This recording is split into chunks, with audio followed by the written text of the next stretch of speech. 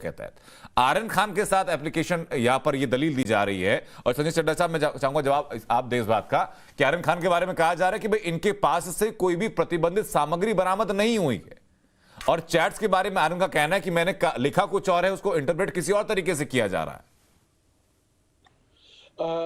मैं आपको एक बात बताऊं कि ये एक बहुत अहम बात है कि अगर वो ड्रग्स कंजम्पशन के लिए ली गई है तो वो एक लाइटर क्राइम होता है।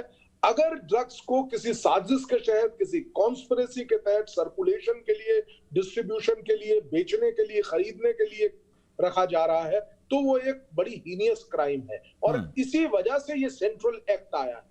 और इस सेंट्रल एक्ट में, क्योंकि ये बहुत अहम इशू है, बहुत इंपॉर्टेंट इशू है, वी हैव टू से ये हमारे, अगर देखा जाए तो देश की भविष्य को बिगाड़ने और संवारने का काम इसके तहत होता है। आप देखिए, अगर हमारे देश में ज्यादा से ज्यादा लोग इस ड्रग्स में इन्वॉल्व हो जाएंगे तो क्या होगा हमारे देश का भविष्य। इसलिए ये सख्त से सख्त प्रोविजन बनाए गए हैं, पहली बात। दूसरी बात, मेरे से पहले अश्विनी जी ने भी इस बात की पूरी तरीके से सरोकार मैं उनकी बात से रखता हूं। उन्होंने कहा कि ड्रग्स का जो ट्रैफिकिंग ऑफ ड्रग्स को रोकने के उद्देश्य से किया गया। लेकिन एक और बात जो आपकी है, उस पर बार बार संदेह उठ रहा है कि ये अब क्यों लेट आए।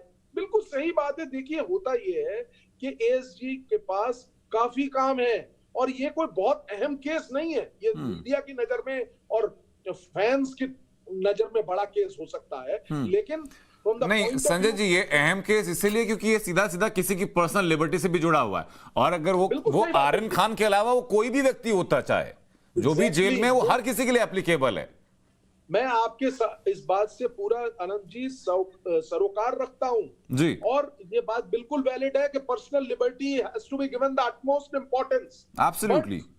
But we have to we have to see, हमको देखना पड़ेगा, तराजू में रखना पड़ेगा कि पर्सनल लिबर्टी के यहाँ पे इंपॉर्टेंट है कि राष्ट्र के but we have to wait for a reason sir. उसके पीछे हमें कोई कारण दिया जाना चाहिए, कारण सामने आना चाहिए कि कारण क्या है। अगर आप ये कहते हैं कि भाई इंटरनेशनल रैकेट से संबंध है तो आप जी, मैं बताता हूं जी। देखिए, जो इसमें वार्तालाप इस लड़के की पकड़ी गई है, जिसमें आर्यन, अरबाज और एक और शख्स हैं, वो भी शामिल हैं, और कुछ एक फॉरेन कंट्री के लोग भी शामिल हैं। वो वार्तालाप आज कोर्ट के आगे रखी गई है, क्योंकि उसका उल्लेख अभी जो है वृहत रूप में या बड़े रूप में या कोर्ट के अंदर डिस्कशन के तौर पे नहीं किया जा सकता है। वो फाइल आज कोर्ट के जज साहिबान के समक्ष रखी गई है और जज साहब इस चीज को देखेंगे। और एक बात और मैं आपसे कहना चाहता हूं बहुत स्पष्ट रूप से, अगर ये तमाम चीजें जो मैंने अभी कही हैं, किसी भी तरीके से कॉन्स्पिरेसी, डिस्ट्रीब्यूशन, बाय, सेल अगर नहीं मिलती है तो ये आप लिख लीजिए, और ये कंजम्पशन का सिर्फ केस है, तो आज 100% उनकी बेल होगी।